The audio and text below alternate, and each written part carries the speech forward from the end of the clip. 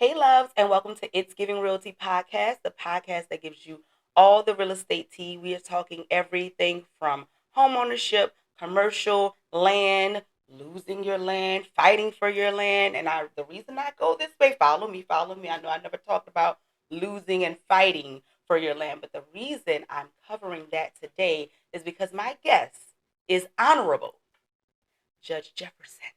Give her a round of applause. All rise. How are you today? I'm wonderful. Thank you so much for having me. You know it is a privilege and an honor, okay? And an honor. And an honor. You see what I did there, right? Yes, I did. Listen, I know when I first reached out about coming on the podcast, you were like, okay. Because initially we talked about divorce attorneys, and because you are a judge, right? That's not something that you are able to do because you're making judgments now. Okay, you're overruled and sustaining. It's very different. Okay, so but you did mention that there are a ton of cases that come in front of you that have to do with real estate. Correct. And so I was like, you know what? You actually still need to come on for even more important things, right? Because divorce is only one of the ways in which we talk about or think about fighting for your home when it's like a nasty divorce or it's not amicable. But there are other ways in which you could be fighting for your real estate. It could be business. It could be your home. It could be any of those things. And so I thought it would be really crucial to have you come and talk about kind of what that looks like in a courtroom setting. Yes. Okay. So first, tell us how you became a judge, and then we're going to get into the courtroom. Okay. So, let's see. Well, many moons ago. I started out first in my legal career as a judicial law clerk. Mm-hmm. That was back in 2002. Okay. And then Hurricane Katrina hit, and I did not have a job anymore. So this is given Realty. It was given, I needed to find my way and get something done like as soon as possible. So, in my apartment in Baton Rouge on the floor with no furniture, I had one bed, I had a laptop, and I had a printer. Okay. And that is how I started my firm. So I started practicing from my apartment in Baton Rouge until I came back home to New Orleans after Katrina. We came back, I think, in like 2006. Mm-hmm. And so the first two cases I had when I started were divorce cases. Mm-hmm. And I was like, I don't know anything about divorces. I'm supposed to be a corporate attorney. Like, I don't know what this is. But the work was so rewarding. Like, just to be able, because think about it, like going through Katrina, you're already in crisis. Mm-hmm. Many people were dislocated from their homes. And so, imagine your family being broken up too. Yeah. So it was just a very stressful time. And so being able to kind of get an outcome that was a desired outcome for the client was very rewarding. And so that's how I got my start. And I was like, you know what? I've done a couple other things in law, but I never felt like this before. Okay. And so from there, I dedicated pretty much about 90% of my practice only to family law cases. Mm-hmm. So I did divorces, custody, support, up until 2023 when God saw fit to elevate me. All right. And so I ran for family court, which is where I serve now. Yes, you do. So, yes. I love when I text you and you're like, I'm in court. And I'm like, sorry, call me later. I'm like, girl, you didn't know I was in court. You're fine. But I am in court. Yes, I am. Is it an emergency? In court? Is it? You do. Because my thing is, if it's an emergency, what you going to do? Well, friend, you're in court. I could take a recess. Oh, I forgot you in charge. I don't know why I exactly. Let's take a 15. I can take a recess if it's, an emergency. Well, it's thankfully, really important. It's never been an emergency, but I love that you love me so good. So, okay. So, obviously, I've been a part of the end part of your journey. I wasn't there in the beginning, so that was really cool to hear that you started off in your apartment. That's very, it's the way that you said, I can picture it. I'm like, a sister just trying to get it right. Getting it out the mud, like right? Exactly. And it's also interesting that you say that work was fulfilling, because I know for some people it could be very heavy to do family law. Yes. But because of who you are, I feel like I can understand why it would be fulfilling to be able to give people hope when maybe they feel hopeless, lost, and chaotic. So, because ultimately people just need to have a voice. Yeah. Like, that's what an attorney is. Yeah. Like, we take an oath to not only carry forth the interests of the clients, but we give a voice to those who are voiceless, because we're legally trained to kind of know the things that maybe just an everyday layperson would not know. Like, there are lots of things that I don't know about real estate that you do. That's just your area of expertise. Yeah. So for me, my area of expertise is in the law. And so you give a voice to those who don't have that kind of background in education. Yeah. So I've called you a couple times when I have a divorced client. Yeah. And I'm like, this is what they think about doing. Before she was a judge. She was my clear. friend before all had rights. Okay. But I'd be like, this is what they thinking about doing. You'd be like, well, no, friend. They can't. Whenever it gets slow, I already know, oh, they wrong. And I gotta tell them they wrong. Yeah. No, they can't do that. Actually, that's the thing. Well, actually, what the law says is, and so I bring that back, and we have to. So you've been a blessing to me, even in my field when it comes to real estate and dealing with divorce, and then even sometimes dealing with folks who are not married and wanting to buy. And I'm like, because what I heard is this, and I'm like, let me just check a source, and I'll be like, that is correct. That is correct. So I'm like, yeah, I told you. So it's been, very good to see you go from where that was and then getting honored to be a judge, which is such that's amazing. And it's not a lot of young, beautiful black women judges. What is that black lady courtroom? Actually, I serve with 12 other women in New Orleans. Let me specify what I'm. Because New Orleans is not what they say. Not a real place. It's different. You expect it here, but we are blessed and we are fortunate to have a very diverse bench. Absolutely. But on a holistic level, that is uncommon. That's why I hit the black lady courtroom. Yes.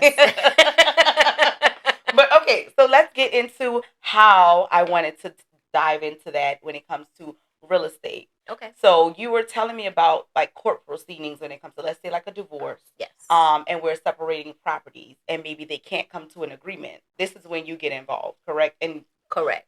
Tell me where I'm missing something. Okay. So when you're getting involved, like, okay, I can't use me as an example because I don't speak that in my life. You're not having that. When Jane and Paul, when Jane and Paul was in love, they acquired, house A, business B, and now they're not in love because Mad Day came. Correct. And they won't come to an agreement, and so now they are standing in front of you. Right. What does that look like in a courtroom? So it comes to me after they've filed their petition or their proceedings. Okay.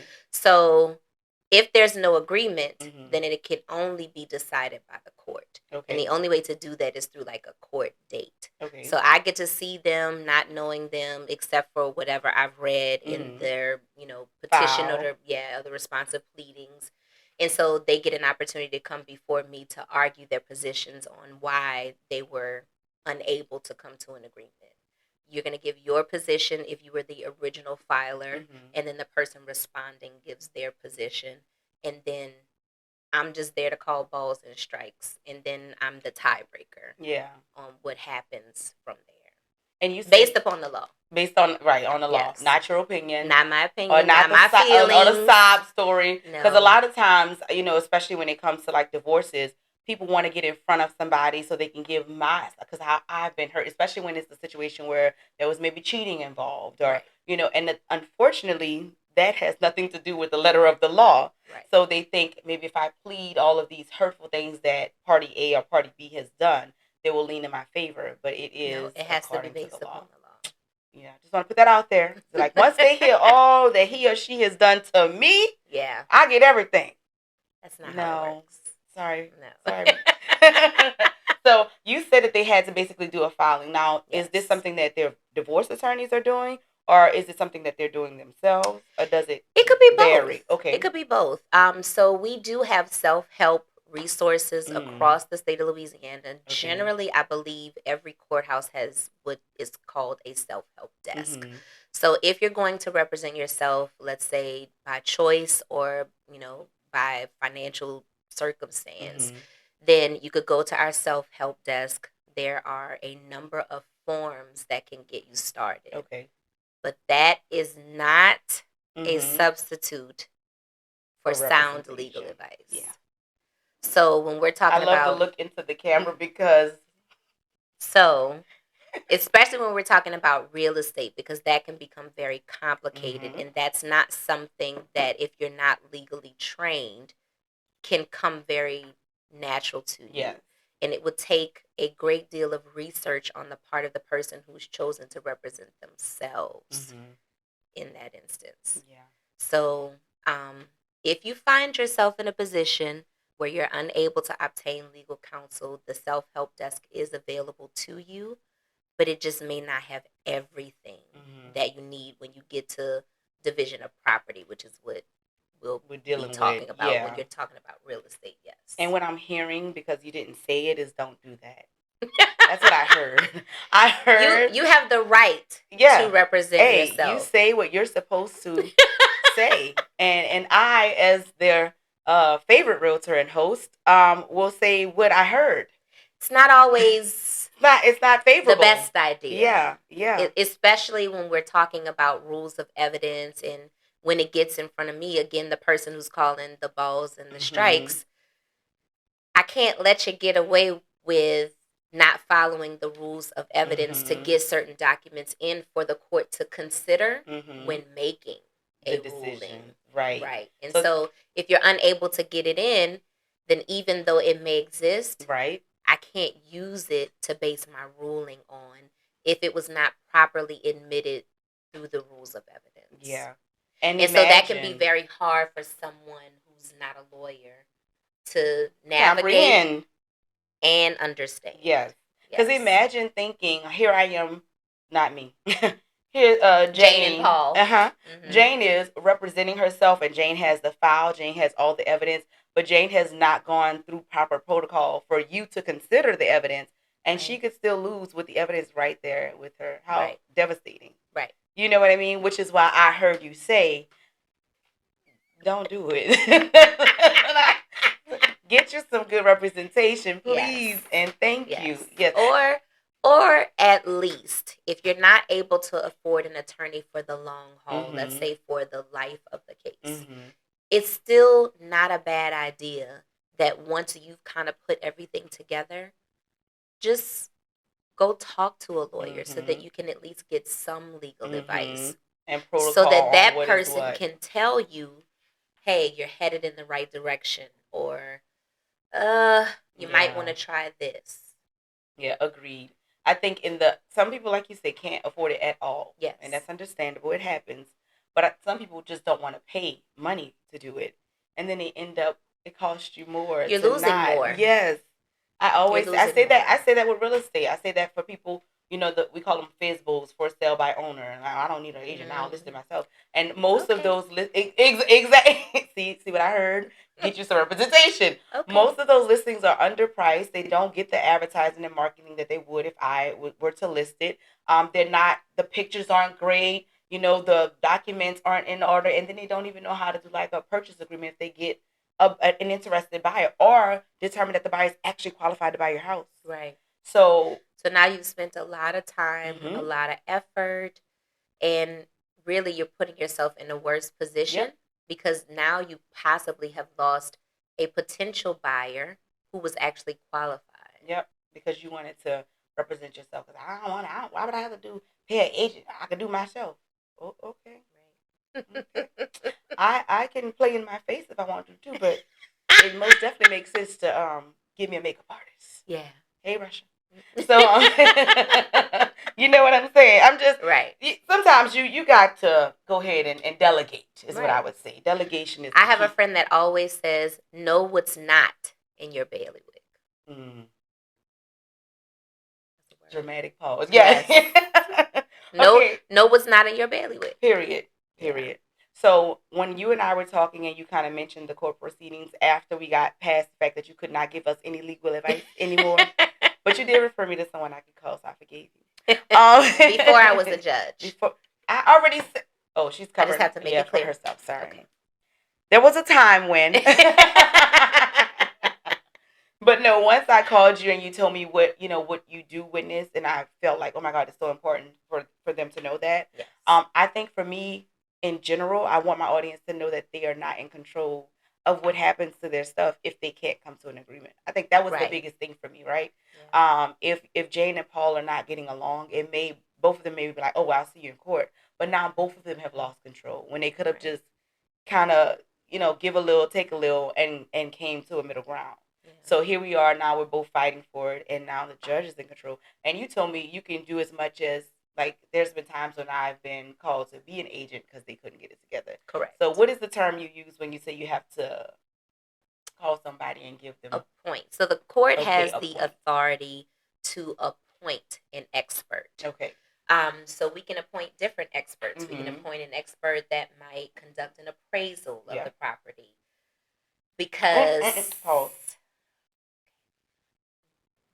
I thought you were about to go into Zillow, and I didn't want to spit on the podcast. Okay, because I was. I saw the face you made. You know me well. And I did not want to. You know me well. Carry on. Yes. So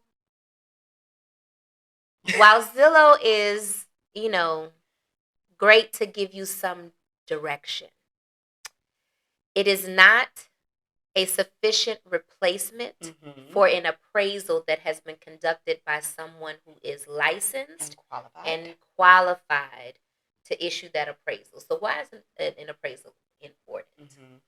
So Jane files a petition for divorce. Jane says, hey, Paul, I'm going to buy you out of the property. I think the property is only worth $139,000 because that's what Zillow said. I hope Paul will urge the court to allow him to go obtain a certified appraisal report. Because then that's what tells us what is the fair market value of property. And unless and until you're going through a property partition, fair market value may mean nothing to you. But it makes the difference if Jane is offering you $139,000 for a piece of property that the certified appraisal report comes back and says is worth $339,000. Then what does that mean? That means that Jane was about to only pay you half of the $139,000 when it really should have been half of the $339,000 figure. And so if Jane and Paul cannot come to an agreement, because Jane does not want an appraisal because she's relying on Zillow, right? And so Paul says, I want to use my cousin to do the appraisal because I used to work with him and do appraisals with him on the side. So I know I could get a good deal. It feels like Jane and Paul are becoming real, and you've had just saying experience. Once or twice, because all of a sudden they had like a voice, character, So it was feeling like. So Jane is not about that life, and Jane says, I know your cousin too. So Judge, what we need is we want you to again be that tiebreaker. Call the balls, call the strikes. You tell us who you can appoint that is an unbiased third party to ensure that both parties are protected. Yeah. And so that's where the court comes in to appoint an appraiser. Same thing with if property needs to be listed for whatever reason. If the parties either don't care who the real estate agent is or they're fighting or bickering about who the real estate agent should be, they can come to the court to ask the court to appoint that third party unbiased real estate agent to make sure that that property gets listed with specific parameters for them. Because the whole idea is you want to... You're so selective and professional. It's giving... Well, because the whole idea, and I think that this is also what people don't understand about community property. In a community property regime, you're co-owners. Yeah. And it just so happens that you're husband and wife. So whether you become, whether you're a part of a community property regime by choice or by operation of law, which means that you just were in love and you just got married and you didn't think about a prenup because that wasn't important because this was going to last. Yeah, and so whether you're a part of a community property regime by choice or by force or by operation of law or because you did not think that it was necessary. Because most of the time, I don't want to say most of the time, but sometimes it's not necessary to have a prenup. But if you find yourself in that position where now the property that you have acquired during the marriage needs to be divided, then you have to understand that it's a co-ownership type deal. Yeah. Where the whole idea is, let's make this whole thing as solvent as possible.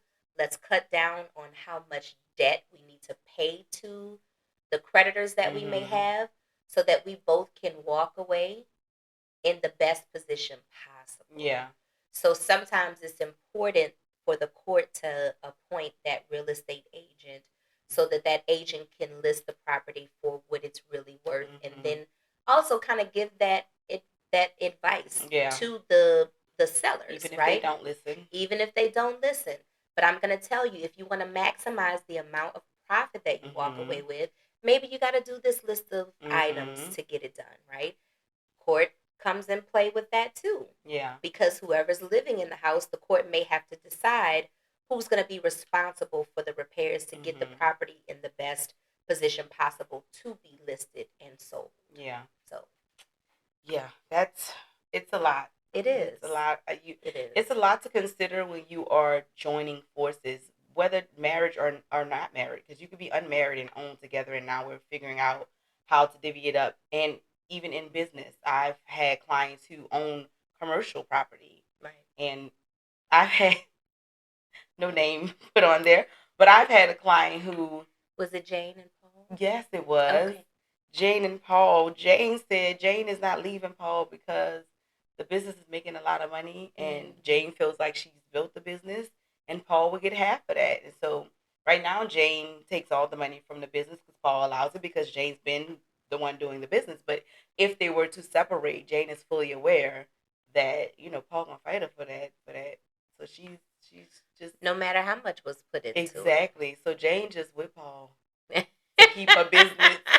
And Jane calls me all the time, and and during the time in which you could advise legally, that was one of the people I called you about, because she was like just trying to figure out her options, but there was no prenup, and she feels like she is no longer, it just isn't serving her, and whether I agree with it or not, that's where she was, right? And so she was trying to see what her options were, and I did confirm what her options were. You confirmed that for her. Yes, I did. Yeah, this is exactly the way that it seems, Jane. Yes. And at the time, I even learned that Jane could be paying spousal support to her husband.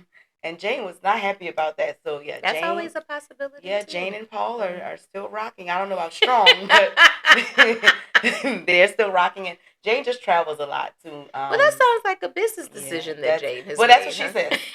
Jane has made a business decision based on, her options. So I think, if you don't get anything from this, obviously, you don't enter into any contract lightly, whether married Correct. Or not, but, owning. But if you do, just know that if you cannot come to an agreement, it will be court appointed. Now, judges are going to be fair. Everybody doesn't want fairness, so they want what they feel that they're entitled to. So, if it's something you are not really looking forward to. I want you to rule in my favor, absolutely. Because you don't understand how I feel. Exactly. You don't understand what they did, and that's not the principle that we're guided by as the court. Yeah. We're guided by what the law says. So we interpret what that statute says that the legislature has put in place, apply the testimony and the evidence to it, and that's how we derive at our decisions. So question. Don't know if you can or cannot share, since they kind of, there's a structure to what you do now. But can you tell us, like, some of the craziest situations you have found in your courthouse? I cannot. I knew it. It was worth a try. It was worth a try. Because I'm not from you, but I hear a lot of stories about court situations from my attorney friends who can still share with me. Court proceedings, not like information personal, right? So they still have not breached any contracts. Now she's tight-lipped and I can't get the info. But I was trying to get you a story too, because the court proceedings are wild. There should be, you know how we see like the reality courtrooms, which obviously those are, because I know what I know now, those are highly inaccurate. Yes. But if they were actually doing highly and heavily scripted. Absolutely. Absolutely. Don't come into court acting like that. Please. But I was going to say if they actually did a real estate, if they actually did a reality show on The Real Deal, baby, that's so much funnier.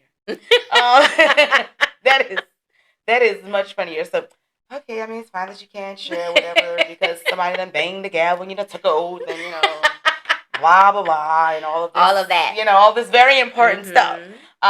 What I can say is what would you, and maybe I have to reword it, but what would you advise on court etiquette? Because I know you can't give legal advice, but when it comes to trying to just really present your situation, because sometimes it's very heavily emotional, it is. What would you advise so that it's not getting lost in translation? Right. So what I tell people is, because this can be very emotional, because it's different, right? For me, I'm not walking through this because I'm not living this. I'm literally listening to the testimony that you're giving to me, or listening to the argument that your attorney is putting forth, but it's not my situation. And so when I see a litigant that I know is just literally trying to be heard, but their emotions have kind of overtaken them, I always will say, if their attorney is questioning them, counsel, give me 1 second. Breathe. Calm down. Because none of us can really understand what you're trying to say if you don't take it down. If you need a minute, we can take a recess. You can go out and come back.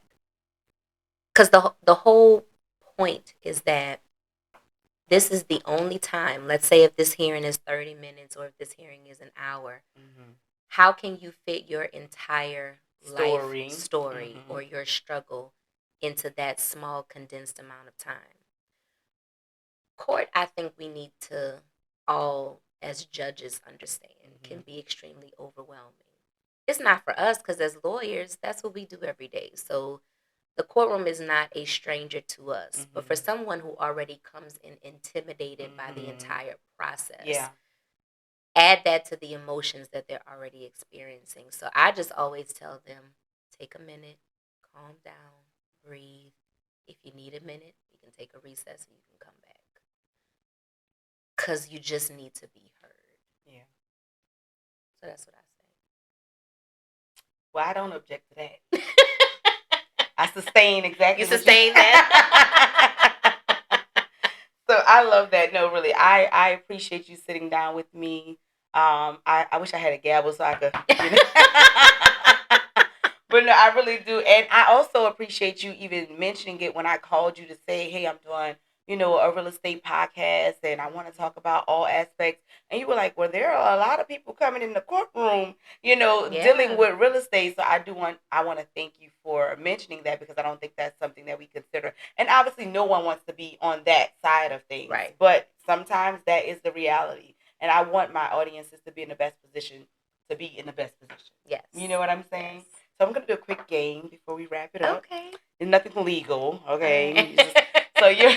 I'm going to mention real estate things. And for you personally, you're going to use a attorney, a legal term to say if it's So for example, if I was like a rundown shack, you'd be like, I object, right? Okay. So we're just talking about what you would like in real estate, okay? Okay. All right, you ready? Okay, first thing. A condo. Sustain. Okay. Fixer upper. Brief recess. I'm sorry, what? Brief recess. I need a minute. Okay.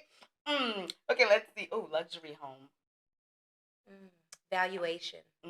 Okay. Commercial building.